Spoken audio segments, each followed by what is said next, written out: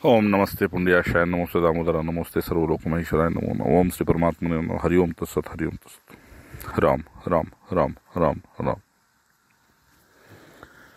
तन्नव सद्गुरु प्रचोदयात. सर्व साधकांना राम राम. गुरुबंधूंना राम राम आणि संत पूज्य चरणी कोटी कोटी वंदन. नारायण. ओम.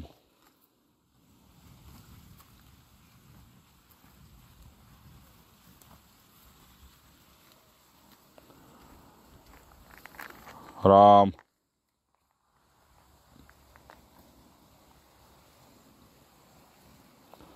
ओम. बंधूंनो, आज पुनश्च एक वेळ स्वइच्छेने स्वांत सुखाय तुलसी रघुनंदन त्याप्रमाणे मी माझ्याच इच्छेनं आज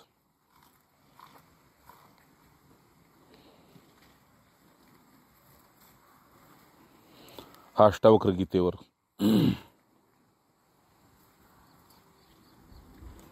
जो काही संवाद देतोय तो विशाल उदारांतकरणानं श्रवण करा. त्याचं कारण असं आहे की ज्या गोष्टीमुळे आपण या मृत्यूलोकात अडकतो त्यातल्या महत्वाच्या 3 आहेत. यथार्थोपदेशन, कृतार्था सत्वबुद्धिमान. सत्वबुद्धीचा पुरुष कृतार्थ होतो, सात्विक बुद्धीचा पुरुष कृतार्थ होतो आणि तोही थोड्याशा उपदेशानंच कृतार्थ होतो. पण संसाराची आसक्त बुद्धी जर असेल, त्याच्याकडे असद्बुद्धी असेल, असत्यच गोड वाटत असेल, कुणी आपल्या अहंकाराला थूकपालीस करून आपल्याला मोठं म्हणत असेल, कुणी आपला अहंकार दुखावत असेल, याचं निरीक्षण करून तुम्हाला चालावं लागेल.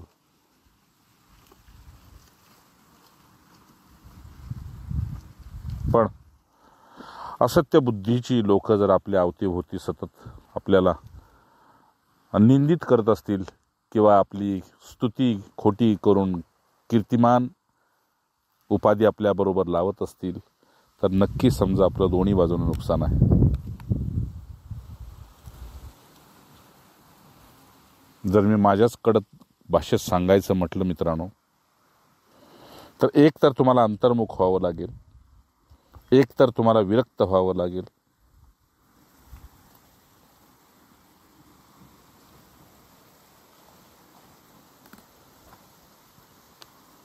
किंवा एक तर तुम्हाला संत संग रात्रंदिवस करावा लागेल.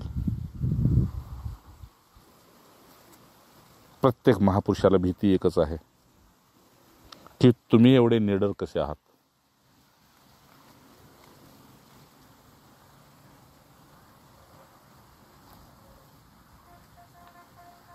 हे का सांगतोय? पीठिकेची ही भूमिका. हा श्लोक तसाच आहे इथं, जसं भगवान आद्यशंकराचार्यांनी शिष्याच्या निमित्तानं सांगोपांग अनेक प्रकारच्या वाटा अशा तुडवल्या.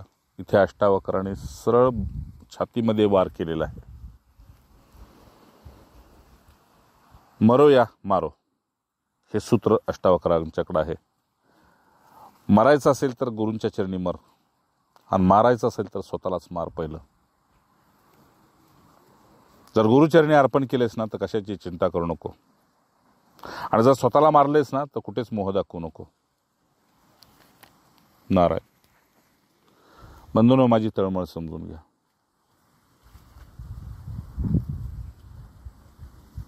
मला माझ्यासाठी काही करायचं राहिलेलं नाही, हे गुरुचरणाची शपथ घेऊन सांगतोय. म्हणून अष्टावक्रांनी आपल्याला समजवताना असं भाष्य केलेलं आहे की आकाशामध्ये जसं चांदण्या येतात आणि जातात, पण चांदण्याचं खऱ्या अर्थानं येणं बी नसतं आणि जाणं बी नसतं. तर दिवस उगवला की चांदण्या दिसणं बंद होतं, दिवस मावळला की चांदण्या दिसणं सुरू होतं. त्याप्रमाणे आपल्याला मोह, स्वार्थ, अहंकार या गोष्टी प्रिय वाटू लागल्या की परमार्थ आपला लोप होतो. देहबुद्धी, स्वार्थबुद्धी, संग्रहबुद्धी, भोगबुद्धी वाढली की प्रकाश, स्वयंप्रकाश ज्योती लोप होते. आणि असत्याला असत्याचा संग प्रिय होतो. आणि सत्य फक्त आपल्याला मिठापुरतं आवडतं, ताटापुरतं आवडतं. म्हणजे लोणचं लावलेलं ताटाला जे असतं ते खाल्लं तर खाल्लं, नंतर पुन्हा मग खरकट्यामध्ये ते गेलं. तसं मला नेहमी असं वाटतं, तुम्ही प्रपंच आपलं परमार्थ हा खरकट्याप्रमाणे करू नका. जमला तर जमला, नाही तर आपलं चल जाऊ दे. खाल्लं तर खाल्लं, नाही तर ताटात खरकटं गेलं. आलो तर आलो, जमलं तर जमलं, केलं तर केलं, नाही तर जाऊ दे. पुढच्या नुकसानीला सावध व्हा. कारण तुम्हाला कळत नाही असं काही ज्ञानच नाही. हे माया लोक आहे, हा मृत्यू लोक आहे, ते कुणी कोणाचं नाही, तर इथून जायचं आहे, जाताना घेऊन जाता येत नाही. ह्या सगळ्या गोष्टी ज्ञानामध्येच मोडतात, पण त्या अज्ञानानं झाकलेल्या आहेत. Ram. Home home home home. चलो, अष्टावक्रांना स्पष्ट खडसावून सांगायचे. कोणाला? जनकाला, आपल्या शिष्याला. शिष्य आहे 62-65 वर्षाचा आणि गुरु आहे 12 वर्षाचा. पहिल्याच सभेमध्ये अष्टावक्रांनी जनकाला असं खडसवलं होतं की चांबाराच्या सभेचा अध्यक्ष आहेस तू. म्हणजे सगळे हे चांबड्याची देहबुद्धीचे आहेत. यांना देहप्रिय आहे, जात कुळ गोत्र गणगोत प्रिय आहे. आणि त्यांच्यात बसून त्यांच्याबरोबर माझ्या 8 वाकड्या अंगाकडे बघून, माझ्या काळ्या आणि ठेंगण्या शरीराकडे बघून तू बी दात काढतोस.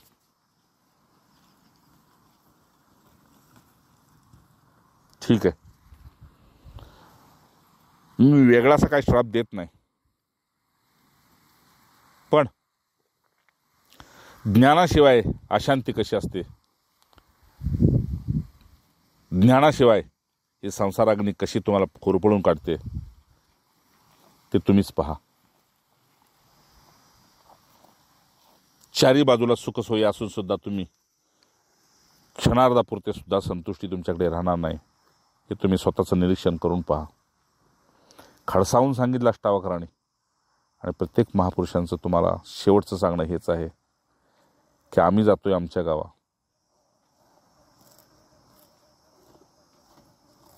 पण प्रेम लोभ असू द्यावा. म्हणजे काहीतरी पण आमचं घ्या, आम्हाला मोकळं करून पाठवा. तुम्ही मोकळे जाऊ नका, आम्हाला मोकळे करा. ही संतांची तळमळ आहे. आणि संसाराचा अनुभव आहे की कितीही कमव, कितीही का, कितीही साठव, घेऊन जाता येत नाही. पण महापुरुषांची तळमळ असं आहे की आम्हाला मोकळं करा, तुम्ही मोकळे जाऊ नका. राम खडसावून सांगतेच जनकाला अष्टावक्र.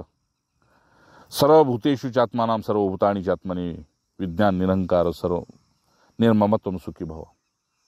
झालंय नारायण.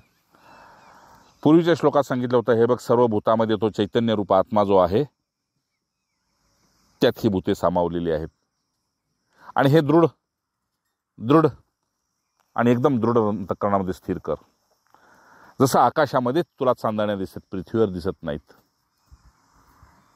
त्याप्रमाणे चैतन्यामध्येच ही सगळी भूतं आहेत. म्हणून चैतन्य जात नाही, भूत जातात. आकाश जात नाही, उल्कापात होऊन त्यातल्या चांदण्या जातात.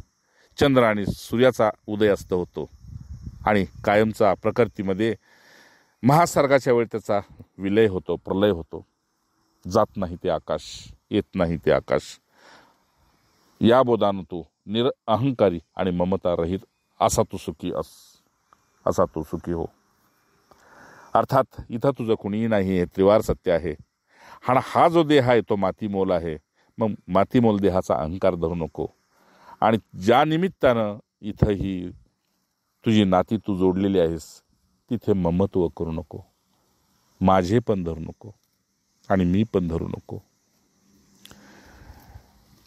व्रथा तीर्थ व्रत दान धर्म या सगळ्याचं पर्यवसान याच्यामध्येच आहे. मग ते बाजूला ठेवा आणि याच्यावर लक्ष दे.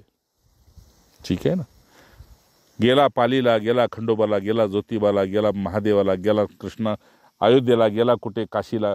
अरे ठीक आहे बाबा, पण असला कसला तू संसारी ज्याला स्वार्थ कळत नाही, तो काय परमार्थ करणार काय? म्हणजे धंदा नफ्यामध्ये बदलत नसेल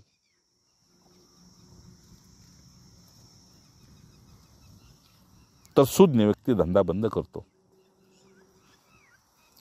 जसं नाथबाबा म्हटले, मांडिले दुकान देतो मोलाविन सर्व वस्तू. महापुरुषाने बी तसंच केलेलं आहे. तुमच्याकडून तर काय घ्यायचं नाही, आणि तुम्हाला जर गाय घेता येत असेल तर इथं निशुल्क आहे. राम पुन्हा यांची तळमळ काय आहे की तू तुझं इथं कुणी नाही आणि तू इथे कुणाचं नाहीस. त्रिवार सत्य तर हेच आहे. मग तू व्रतदान धर्म तीर्थव्रत करून याचा अनुभव घे, किंवा अन्य तुला जसा अनुभव घ्यायचा आहे तसा घे, पण घे. नाही कळतंय ना. हेच सत्य आहे, अकाट्य सत्य आहे. आणि तुझी उणीव जाणून स्वार्थापोटी डोळ्यात अश्रू आणतील. पण संत हृदय, गुरु हृदय, भगवंताचं हृदय आपल्या दासाबद्दल, शिष्याबद्दल, सख्या मित्राबद्दल यासाठी द्रवित होतं की वेळ असताना सावध झाला नाहीस.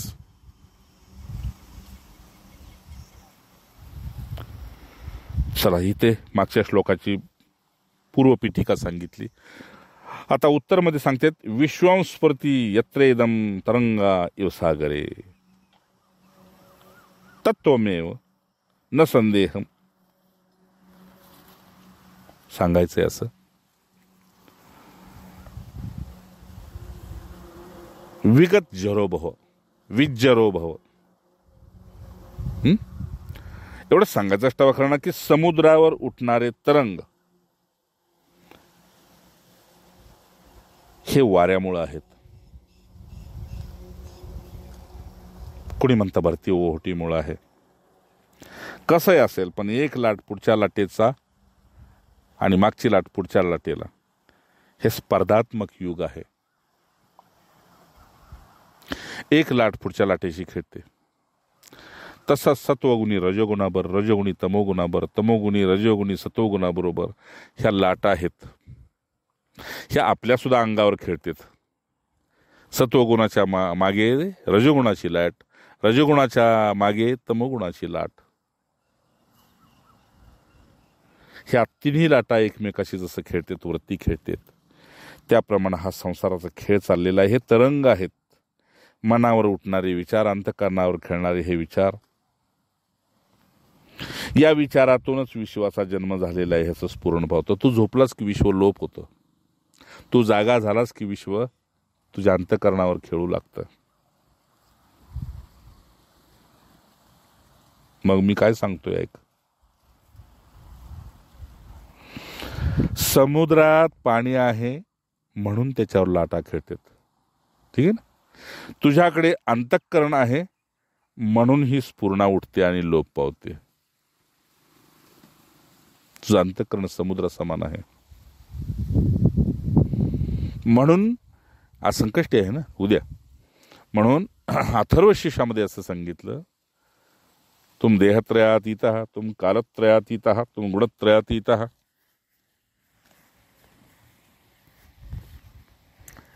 आणि हे सहज लवकर कळेना म्हणून आता एका विद्वानानं आणखी तुम अवस्थात्रयातीतः टाकलं का, तर ह्या अवस्था आहेत, स्थिती नाही. आणि या अवस्था ज्या अंतःकरणावर खेळते, त्या अंतःकरण तुझं गुणातीत असेल, गुणातीत, तर भाग्यवंत आहेस. किंवा ते अंतःकरण मी नाही या विषयाला सिद्धीला घेऊन जा. जनका, समुद्रावर उठणाऱ्या तरंगाप्रमाणे हे विश्व ज्याच्यावर स्फुरण पावतं ते तूच आहेस. पण याबद्दल तुला संदेह आहे. पण मला याबद्दल संदेह नाही. ठीक आहे ना. डोळसाला सूर्य स्पष्ट दिसतोय, तसं ज्ञानीपुरुषाला हे जगत स्पष्ट मिथ्या दिसतं. भक्ताला हे जगत भगवन्मय दिसतं. नाही का? नाथाने सांगितलं, पूजा ध्यान जप नाही त्याचे. कुणाला नाही.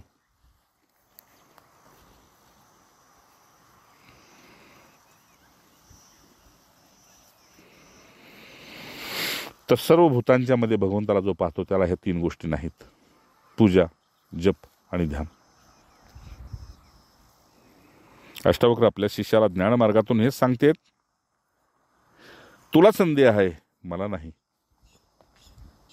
मी स्पष्ट पाहतोय.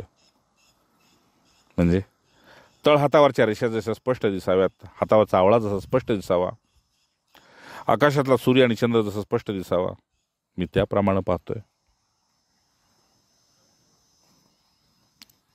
व्यवहारिक जगतामध्ये सगुणमय भगवंताला पाहतोय. आणि तपस्येच्या वेळी मी निर्गुण निराकार आत्मेशी तदाकार एकरूप आहे, तेही मी पाहतोय. जनका सांगायचा आशय एवढाच आहे,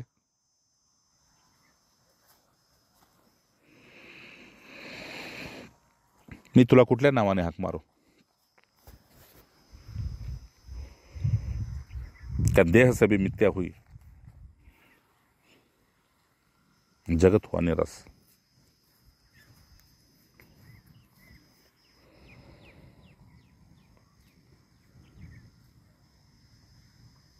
म्हणून मीच माझ्या नजरेने तुला असं पाहतोय की तू सूक्ष्माति सूक्ष्म म्हणजे चिन्मय आहेस. ठीक आहे ना. सूक्ष्माति सूक्ष्म असा तू चिन्मय आहेस, चैतन्यमय आहेस, विभू आहेस, अखंड आहेस, सदा आणि सर्वत्र आहेस.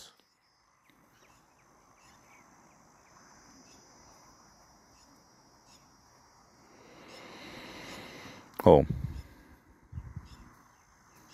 हे जाणून मी तुला शेवटचा आशीर्वाद एवढंच देतो की त्रिविध प्रकारच्या तापातून तू बाजूला हो, विगत ज्वर हो आणि मस्त ब्रह्मानंद मस्तीमध्ये राहा. या मस्तीमध्ये राहण्यासाठी तुला कुणाचाच विक्षेप नाही. आणि माझ्या कृपेच्या सावलीपासून तू वंचित नाहीस. पुढच्या श्लोकात सांगतात, श्रद्धस्व तात श्रद्धस्व मात्र मोहम कुरुशोभो ज्ञानस्वरूप भगवनात्मा तम प्रकृते पराहा. जनका, अगदी आपुलकीने, पोटतिडकीने, आपलेपणानं हृदयस्थ मी तुझा तू माझा या सूत्राला सौम्यरित्या मी अंतःकरणामध्ये स्थिर करून खूप परमप्रिय प्रेमानं तुला हा गोड उपदेश करतो की तो श्रद्धा ठेव. तू श्रद्धा ठेव, भगवंतावर ठेवू नकोस, गुरुवर ठेवू नकोस, पण वचनावर श्रद्धा ठेव. एवढी सूट मी तुला नक्की देतो. श्रद्धा ठेव, संशय ठेवू नकोस. श्रद्धस्व तात श्रद्धस्व, संशय ठेवू नकोस. प्रत्येकाचा संशयानं नाश केलेला आहे. संशयाचा नाश करण्याचं सामर्थ्य तुझ्यामध्ये आहे. तर तुझ्यामध्ये बी नाही, श्रद्धेमध्ये आहे. श्रद्धा ठेव, संशय ठेवू नकोस. आणि श्रद्धा अशी ठेव की माझ्या वचनावर दृढ विश्वास करून पहा, तू ज्ञानस्वरूप आहेस. तू ज्ञानाचं स्वरूप आहेस. ते कसं तुला उदाहरण सांगू? भगवान शंकरांच्या पाशी सतीच्या वियोगानंतर एकांतामध्ये भ्रमंती करत असताना इंद्रदेवांना विचारलं, माता गंगेनं, की यांचं ज्ञान, यांची तपस्या, यांचं तेज, यांचं सर्व पाहिल्यानंतर मला असं वाटतं की यांना पती स्वरूपात आपण स्वीकार करावा. आणि शिवजींच्या पुढे साकडं तिने घातलं की मी तुमची भक्त आहे, आणि भक्ताची इच्छा पूर्ण करणं तुमचं काम आहे. आणि सतीच्या जाण्यानं तुमच्या विरक्तीमध्ये अजून गंभीरता आलेली आहे, अंतर्मुखता वाढलेली आहे.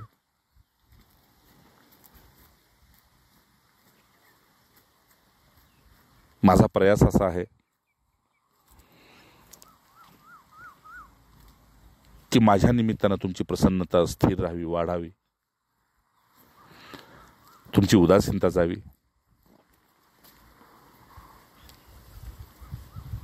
महादेवाने विचारलं, मग यासाठी काय करू मी? नाही म्हटले, तुमची अनुमती फक्त द्या. कशाची? तर माझ्या मनामध्ये जे आहे ते व्यक्त करण्याची. म्हटले बोल. आणि मग माता गंगाने सांगितलं की माझं एकावर असं अतिशय प्रेम आहे, अतिशय प्रेम आहे. जेवढं माझं माझ्यावर नाही तेवढं त्याच्यावर प्रेम आहे.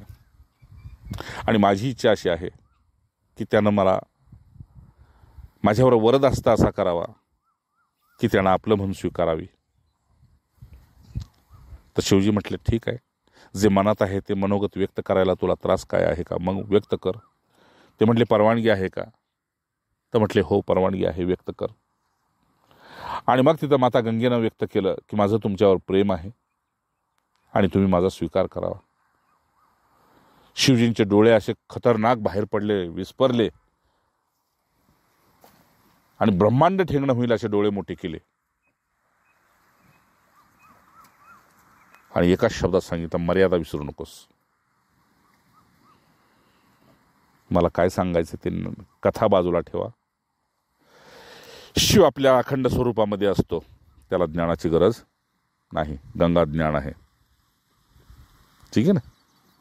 गंगा ज्ञान आहे. शिवाला तुमच्या ज्ञानाची गरज नाही, बाह्य. आणि मी कोण आहे हे त्यांना जाणून घ्यायचं नाही. मी कोण आहे त्यांना माहीत आहे, म्हणून तर ते स्वरूपात आहेत. ज्ञानाची विश्रांती कशात आहे? आत्मस्वरूपातच ना. या व्यतिरिक्त संपलं. मला जाणून घ्यायचं नाही. एका क्षणात माता गंगेला सांगितलं, सर पर मत चढ़ो, उतारने के लिए मुझे समय नहीं है. म्हणजे जे ज्ञान तुम्ही तुमच्या डोक्यात ठेवलं ते कुठेतरी तुम्हाला खाली करावं लागेल. मुझे इतनी फुर्सत नहीं है, मैं अपने स्वरूप में हूं. चुप.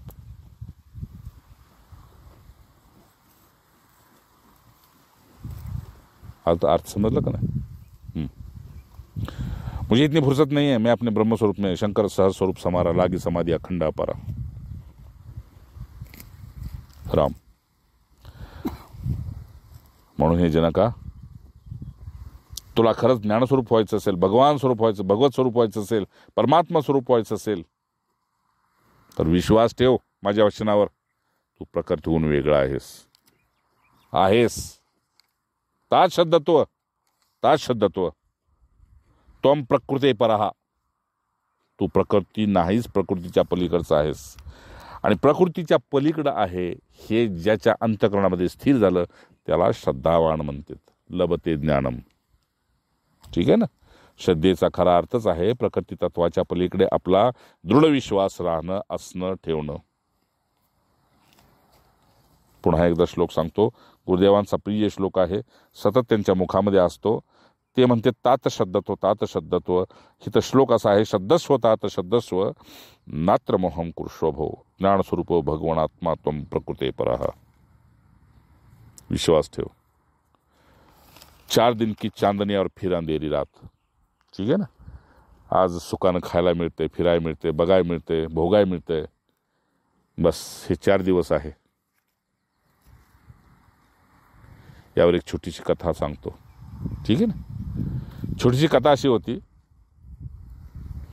की एक सुंदर वटवृक्षावर ज्या वटवृक्षाच्या खाली ऋषीमुनी तपस्याला बसत होते. सुंदर आहे ना? त्या वटवृक्षाच्या खाली ज्याच्या पारंब्या आणि ज्याचं वडाचा बुंदा खोड याने ते वृक्ष मजबूत होता, त्या वृक्षाखाली अनेक ऋषीमुनी तपस्याला बसत होते.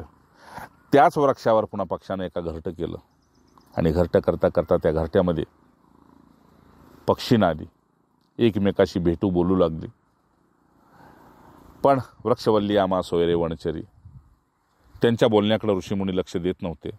पण त्यातला एक पक्षी काय म्हणत होता, पक्षिणीला तिला म्हणत होता, हे 2 अंडी आहेत, ठीक आहे, याचं रक्षण कर. आणि पंख आले मी चोचीत दाना घालायला आणतो, आणि यांना पंख आले की हे यांच्या वाटेनं जातील, तू तुझ्या वाटेनं जा, मी माझ्या वाटेनं जाईन. ठीक आहे. पक्षिणीनं विचारलं, बरोबर राहून जर आपण आयुष्य कंटलं तर काय बिघडतंय का? आणि हे सुद्धा 2 जे आपलीच आहेत ते आपल्यामध्ये राहिले तर काय बिघडतंय का? तो म्हटला, नाही नाही, माझ्याबरोबर तुम्ही माझी बराबरी तुम्ही करू शकत नाही. पक्षी म्हणतोय, सुन रहे ना, माझी बराबरी तुम्ही करू शकत नाही. पक्षी सुज्ञ होते. ऋषीमुनींच्या विचाराची तिची सतत तदाकारता होते. संत वचनांचं श्रवण होत होतं तिचं लहानपणापासून. एक दिवस असं झालं, मोठा वादळी पाऊस आला, घरटं विस्कळीत झालं, आणि खाली ते 2 पक्षी पडले ज्यांना नुकतेच पंख फुटले होते. ऋषींचा जो शिष्य होता त्याचं लक्ष गेलं. ऋषींना सांगितलं, कवळ्या पंखाचे पक्षी इथं पडलेले आहेत, गुरुदेव काय करू? गुरुदेवांनी सांगितलं, झाडाच्या डोल्यामध्ये ठेव. खाली डोला होता ना झाडाचा, त्याच्यामध्ये ठेव, आणि थोडीशी मऊ जागा कर, भात्यानाच्या पेंड्या, गवताच्या काड्या घाल, आणि त्याच्यामध्ये त्यांना पडू देत. काही झाडाची वाळली पानं ठेव. अशा प्रकारे त्या डोल्यामध्ये ठेवलं. आणि तेवढ्यात काय झालं महाराज, पक्ष्यांचा चिवचिवाट अजून अंगाच्या भोवती जवळच्या जवळ तो आवाज कानावर खेळू लागला. ऋषींचं ध्यान लागलं.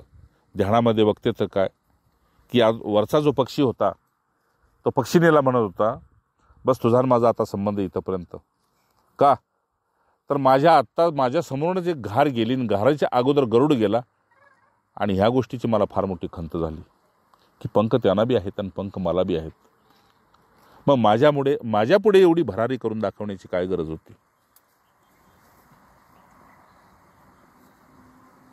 पक्षाला राग आला. हळूहळू त्यानं घारीला ओरडलं, आणि हळूहळू त्याला असं वाटलं की आता आपण गरुडापर्यंत जाऊया. आणि तेवढ्यात वरून खाली पाहिलं तर आनंदानं विभोर झाला. पृथ्वी दिसेना, पृथ्वीवरचं झाड दिसेना, झाडावरचे पक्षी दिसेना, झाडाखालचा ऋषी दिसेना. त्याला वाटलं, बस मी साक्षात्कारी झालो, म्हणजे मी गरुडाच्या बराबरीचा झालो. आणि तेवढ्यात गरुड माघारी फिरून पाहिलं आणि त्याला सांगितलं, मी भगवंताचा दास आहे, ठीक आहे ना, आणि भगवत सेवा एवढाच माझा ध्येय आहे, एवढंच माझं ध्येय आहे. आणि म्हणून मी कुणाची बराबरी करत नाही, तसं तू कुणाची बराबरी करू नको. भुकेच्या वेळेत तुला याच पृथ्वीवर जावं लागेल. पण मोह, मद आणि अहंकार ज्यावेळेस आपल्याकडे वाढतो त्यावेळी पुढच्याचं बोलणं आपल्याला तुच्छ वाटू लागतं. पक्षाला गरुडाचं बोलणं असंच तुच्छ वाटलं. सोसाट्याचं वारं पुन्हा एकदा सुटलं. त्या भोऱ्यामध्ये ते पक्षी घावला. पक्षी वरच्यावर फिरून फिरून फिरून फिरून फिरून फिरून फिरून फिरून पुन्हा येतोय, पाहतोय कुठे तर एका माळ रानाच्या गवताच्या गंजीमध्ये तो पक्षी पडलेला होता. त्या पक्षीने पाहिलं की आपल्याबरोबर सोबत राहणारा हा पक्षी गवताच्या गंजीवर पडलेला आहे. त्या पक्षीने थोडा चारा, दाना, पाणी आणलं, त्याच्या मुखामध्ये घातलं. ज्यावेळेस तो देहावर आला त्यावेळेस पाहायला लागला की मी होतो कुठं तर आकाशामध्ये, पडलोय कुठेतरी गवताच्या गंजीवर. आणि मग असं वाटलं की पलीकडे थंडीच्यासाठी शेकोटी केलेली लोक बसलेली आहेत. त्यातली एक ठिणगी जर पडली असती तर गवताची गंज पेटली असती आणि गवताच्या गंजीमध्ये मी होरपळून गेलो असतो. पण तरी बी अपने तो अपने होते हैं, है कि ना, बाकी सब सपने होते हैं. कुठेतरी 2 दिवसाच्या 4 दिवसाच्या संघाचं निमित्त करून तिने माझ्या मुखात चारा पाणी घातला. आणि जशी त्याच्या अंतःकरणातून कृतज्ञता व्यक्त झाली, त्या कृतज्ञतेच्या बळावर त्याच्या डोळ्यातून 2 थेंब खाली पडले पक्षाच्या, की खरोखर 4 दिवसाच्या संघाच्या स्मृतीनं जर हिने माझ्या मुखात दाणा पाणी घातला नसता, तर धड पृथ्वीवर नसतो, ना धड आकाशात असतो, गवताच्या गंजीवर राख होऊन पडलो असतो. पक्ष्यानं कृतज्ञता व्यक्त करण्यासाठी पुन्हा पक्षींचा शोध घेतला. पक्षीने त्या 2 पिलांच्या बरोबर चारा पाणी शोधत होते. हा पक्षी हळूच मागावून गेला. माग काढत काढत त्यांच्या मागे गेला आणि पाहतोय काय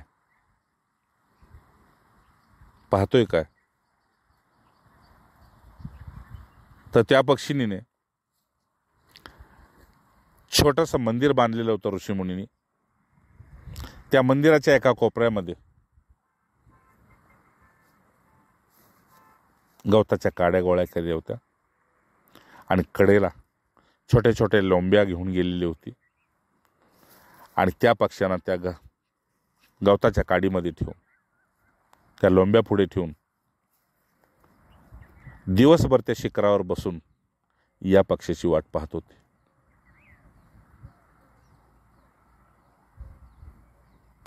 संवाद बोधकथेचा खूप सुंदर आहे.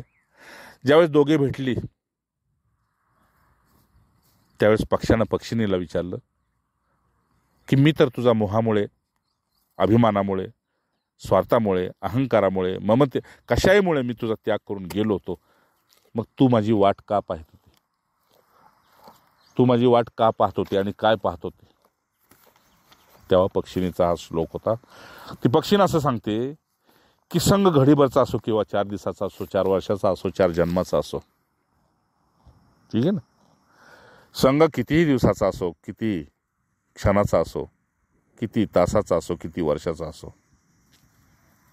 पण त्यात जर दुसऱ्याचं कल्याण व्हावं, त्याचं अहित होऊ नये, हीच जर भावना अखंड असेल, तर तुमच्या आभामंडलाची झलक त्याच्या अंतःकरणापर्यंत पोचते. आणि मग जसं गुणांनी लपेटलेलं शरीर, गुणाने लपेटलेलं शरीर जड आहे, गुणांनी, समजलं? गुणांनी लपेटलेलं शरीर जसं जड आहे, जसं आपण पोट फाडलं तर सगळे आतडी आणि नाड्या मिळतील, तसं हे गुणांनी लपेटलेलं शरीर जड आहे. ते येतं आणि जातं, पण इथे आत्मा येणारा बी नाही आणि जाणारा बी नाही. ठीक आहे ना? असं जर हे सत्य आहे, तर मग त्या शरीराबद्दल एवढा खेद करण्याचं कारण काय आहे? अष्टावक्र जनकाला विचारतात, एवढा खेद करण्याचं कारण या शरीराबद्दल काय आहे?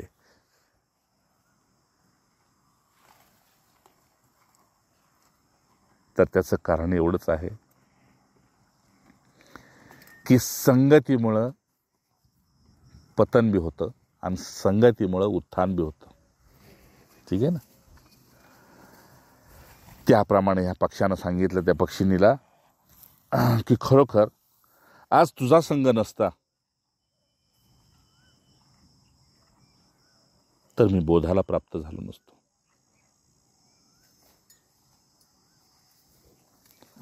संघाचा हेतू एवढाच आहे की तुम्ही बोध संपन्न व्हावं. आणि जो बोध संपन्न आहे तो ज्ञान संपन्न आहे, आत्मसंपन्न आहे, भगवत संपन्न आहे, चैतन्य संपन्न आहे.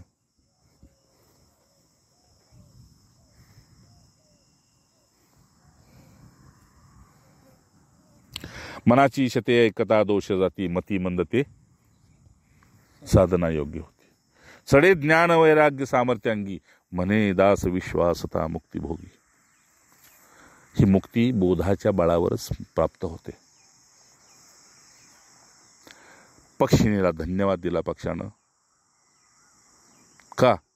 तर या श्लोकामुळे म्हटले मला एवढाच बोध झाला की हे शरीर लपेटलेलं आहे मोह ममतेनं मायेनं, पण तुला माझ्याबद्दल मोह नव्हता आणि स्वतःबद्दल अहंकार नव्हता, पक्षाबद्दल ममता नव्हती, होतं ते प्रेम.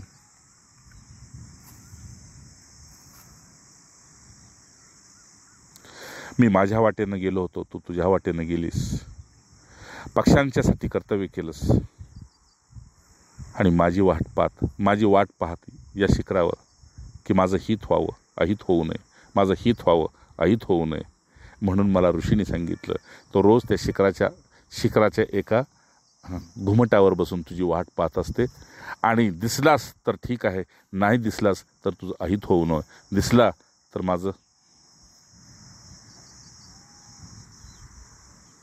माझी तुझ्यावर ममता जडू नये.